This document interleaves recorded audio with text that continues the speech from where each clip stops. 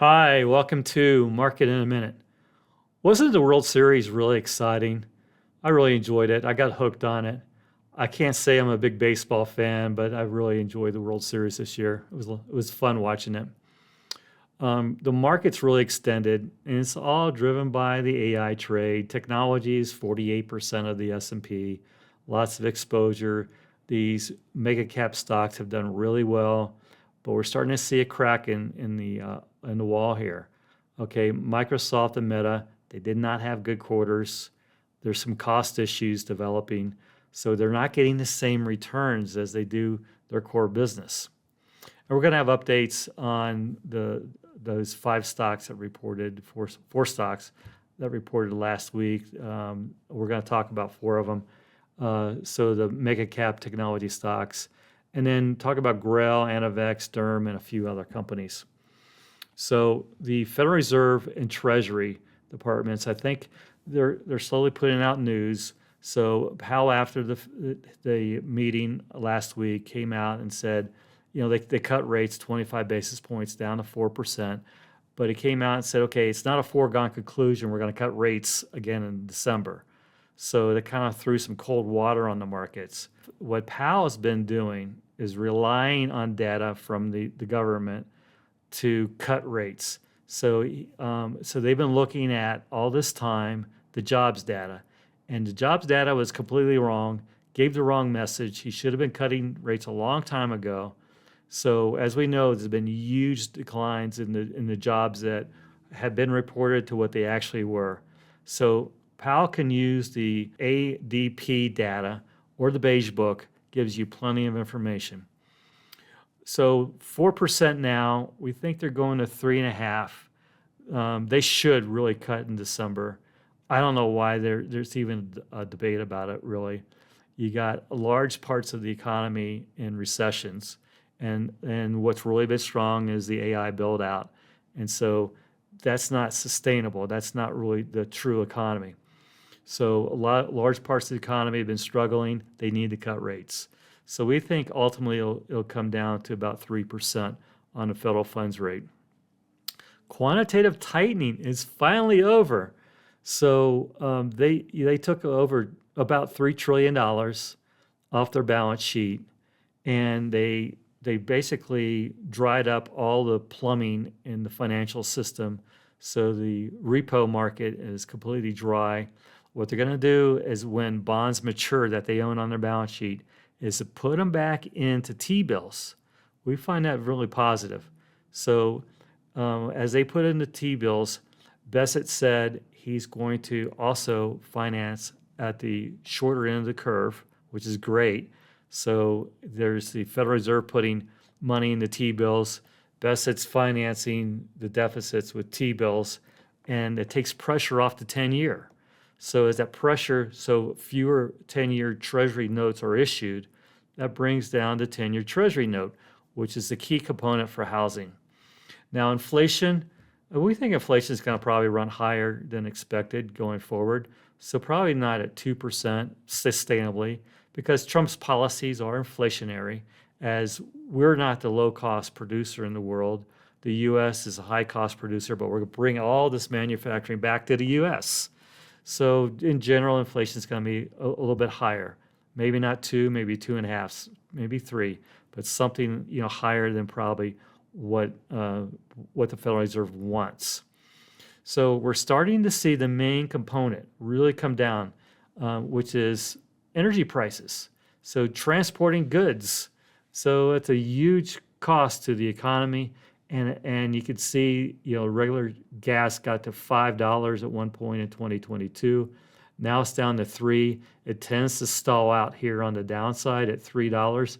I'm seeing gas around Denver less than $3 on regular. And so we're hoping that it can break through $3 and maybe come down, nicely more, maybe even to 2.5. So this is a really nice component to inflation, and it's heading in the right direction. Bessent would be a great Fed chairman. And frankly, I don't think it's a full-time job. I know the guy's busy. I think he's got a really brilliant mind and would be a great Fed chairman. So I'm throwing my support around Bessent. Um, Now, the market valuation, it's up there. Like I said, valuations are an issue. It's extended. And this chart here, it's kind of interesting. So the blue is the stock market and the black is the earnings. So earnings here, stock market over on the left side. So you can see that generally the market follows earnings. If earnings are going up, the stock market's going up. If earnings are going down, the stock market's going down. But it's really dislocated here. We got a big spread between, the amount that the stock market's gone up versus the amount that the earnings are gone up. PEs have expanded. Now, if you go back and you look at the 12-month forward PE or the last 10 years, okay, it's down around the bottoms have been around 15, 14 during COVID or before the estimates got slashed because the economy went to zero. It got down to 13. So think in terms of COVID. You got to take this portion out, this 2000 and basically into 2022 because all the estimates of the companies went down. So the S&P 500 earned less because of a temporary issue. So these are not good comparisons. So the market really was never at 23 times earnings. So if you normalize that, it got to as low as 13 times. Now we're at 23 times earnings. Remember, 24, 25 was basically the peak in 2000 and the peak for the market on forward earnings. And now when we've had corrections, it's come down to, in 2022, it got down to 15 times. And 2023 got down to 17 times. This year it got down to 18 times. Now it's at 23. The market pulls back to where the average stock is. So that's roughly 17 times. So if you get a break in the AI story, it's a big problem. You could go down 26% to get to that normal valuation of 17 times. Remember, these were good years through here. The economy was growing strong. Interest rates were low. We got to 18, 19 times. So thinking in terms of 17 or 18 times earnings is not out of the question. If the AI story falls apart and maybe it goes slowly, maybe you get a slow decline in PE and in valuations over time. So it's got some pressure on it. Just the market itself has some pressure, and some individual stocks can work very differently than the overall stock market. Now the Mag 7. So this is very interesting. I was really looking forward to last week to see these reports. But the beauty of these stocks have been all along that they're high margin businesses with low capital intensity producing great cash flow. But now the margins are starting to go down, and NVIDIA is taking those margins away. Nobody wants to be left out of AI. Major trend, right? It's costing a lot of money to build out these data centers. Some of these companies are borrowing money, having negative cash flow to build these out. In particular, Oracle as an example. Meta is really now starting to see the margin side of their business really get hit. So here's the numbers behind Meta. Revenues grew 26% in the third quarter. Great, love that trend. But the pre-tax income was up only 21.6%. So the pre-tax income, you had margin pressure. So quite a bit of margin pressure, about 3 points or so margin pressure in the quarter. So it grew 21%. The profitability grew 21.6%. Last quarter, it was 35.9. So you can see how this trend's going. And the thought with Meta is they're going to continue to spend. I think that's reckless in my opinion. Google had revenues, improving. They've got that massive search business, which isn't growing as fast as some of their other businesses, but still growing. 15.9% revenue growth. Pre-tax up 38.7. Look at Google go. Like Google got down to what was it, around 140. Now it's 280. Beautiful stock. It's come all the way back. We think it's pretty fully valued at this point, though. Meta, bad quarter, boom, got hit. We think Meta's going to see more downside. Amazon. So this is the one that we really liked for the quarter. Revenue growth only 13%, pre-tax up 56%. Wow. So our call, as you know, we liked Amazon. We really liked it. We talked about it numerous times before they reported. We said buy the AMZU. That's what we bought for lots of our clients. Some of them, we don't like to leverage it up, so we only bought the Amazon AMZN. But AMZU is an ETF that's 2x Amazon. So basically went up double. Here's the AMZU. You can see the report here. Beautiful, beautiful report. Stock went up nicely. Thinking it probably still goes higher. It was at support here at 220. We really liked it at 220. Now it's 250 plus. I think Amazon will probably pull back some with the overall market, and then if you don't own it, it's probably a good time to establish that position after the market's pulled back. I wouldn't chase it. I wouldn't chase anything in this market. There's a lot of risk.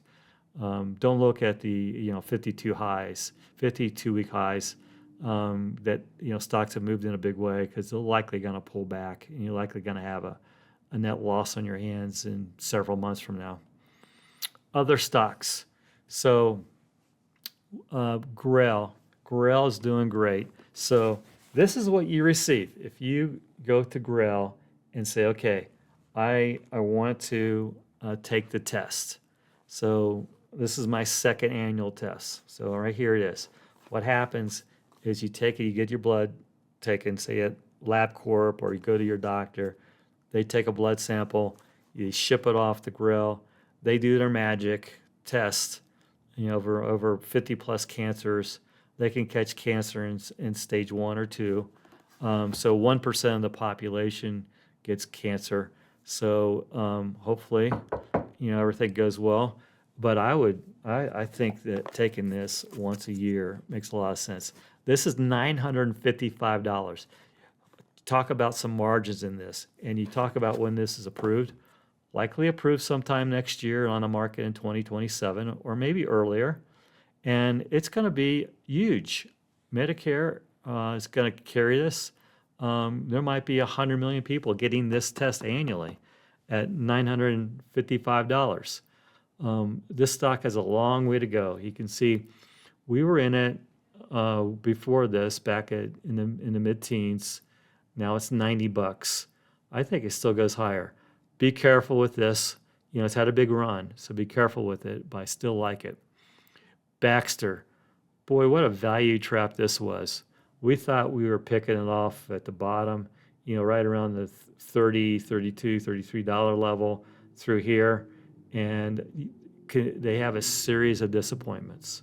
So last couple quarters, they disappointed. Last several quarters, they disappointed, bringing estimates down. Not in a big way. Their IV business is having some problems, and it'll come back probably next year sometime. But the visibility is not good. They've got a new CEO that came in. I just called it a day. 30 to 18. I should have stopped this out earlier. So not a great stock for us. Baxter was as high as $80. That's why we were buying it at 30, but we were too early. So at some point in time, this is going to reverse. But there's other stocks that are more compelling. We're just moving on with it. Kimberly-Clark, as you know, we've liked this one as well. Son of a gun, announcing Kenvue on Monday. Kimberly was down 14%. Really made me upset. So Kimberly surprised us. I think in the long term, this is a terrific merger. It really puts them into another league. It makes them really competitive with Procter & Gamble. Kimberly's a good company. They had really good, solid business. They reported a good quarter. So in the short term, this is negative. Here's the math behind this. The Kenvue acquisition is at 14 times EBITDA. And Kimberly is currently at 12.5 times EBITDA. So it's about 10% dilutive. Stock goes down 14, maybe a little bit overdone. but you can see the knee-jerk reaction to it. Veru, still love this drug here. Huge stock dilution from the recent offering. We took a tax loss sell on this. I would suggest you hold on to this or sell for tax losses and buy it back. So, I still like this company a lot, but a very dilutive stock offering. This company completely mismanaged their finances. Okay, this company now it's $2 and change. It was as high, it's close to $20. They could have done the stock offering then, and they chose not to. Derm, okay, the prescription trends for the rosacea drug is really strong. So you're probably wondering, if you follow this, why has the stock been this strong, right? So it's popped up nicely here recently, up to about 8.5. So this is where we were involved in it in the mid threes. Had a nice move, still like it. I think it goes higher. Here's the math behind their drug. Okay, this is going to be a nice drug for them. Very nice, probably at least a couple $100 million, if not much more than that. So last quarter they wrote 6,400 roughly prescriptions, and I was expecting it to double from the second quarter to third quarter. Now if you follow the prescription trends, not a lot of people do that. Okay, so they came out at for the quarter 17,356. So it's up nearly threefold versus expectations of being twofold. That stock should move up nicely. This is going to be a really nice drug for them, and the valuation is still very reasonable. Anavex. Okay, last week there was a short report that came out. We talked about that. A short report that came out, and then maybe we didn't talk about that. Sorry, but Anavex, they had a guy write a really negative article, and then an analyst at Jones Trading came out, did basically the same thing. Said, okay, worst case, they miss and the stock trades below cash. That ain't happening. This stock's not going to trade below cash, which is less than $1. Okay, they're up for approval with the European Commission. There's several countries that want the drug approved. You never can tell what may happen. They may turn the drug down and then 3 months later turn around and approve it. That's just how they work over there. So we think it's highly unlikely for this company to trade below cash, even without the approval. We don't think it's far from where it should, from a disappointment. So we think the stock price where it is, okay, at support of less than $8 a share, 780 is the support. That's basically where the stock is. You can see it's hit this several times. On good announcements, it runs. This was at 14, pulled back, runs again at 14, pulls back. They need a better investor relations effort, in my opinion. They should broaden out the people that would look at this stock. I think if the general public knew that there's an Alzheimer's drug that's potentially up for approval and could do $20 billion in annual revenues over time, I think this stock could be up considerably higher. There's the analysts that I think really understand this. They have targets above 40. So they have a good pipeline. This is not the only drug they have. So they have several different things in the pipeline for Rett and also for schizophrenia. So I think there's going to be an FDA update as well. So I'm pretty sure they went to the FDA and sought some feedback to file in the U.S. with the FDA for approval of the drug. I think before year end, just my gut feel, that we're going to see some feedback from the FDA that might be really positive. So for a company with a $600 million market cap roughly, it doesn't have a lot of downside to it and huge upside. So that one's really interesting, and so maybe it doesn't get approved on a timely basis. The stock may pull back a little bit, but we already know this drug works. We've already seen the data. So worst case is they have to go back and do another phase 3, but we already know that this drug works, and it'll get approved at some point. At worst case, at some time it'll get approved, and best case it gets approved in January with the EU, and then maybe sometime next year with the FDA. Thank you very much. I know that was a lot. If you have any questions, just ping me. Go to Patrick Adams CFA, and also sign up to get a hard copy of Market in a Minute. And then go to where I work. I'm the Chief Investment Officer and CEO of PVG Asset Management. We've got some really good products. We have some really good portfolios. Take a look at them. If we can ever be of any help, let us know. Thank you.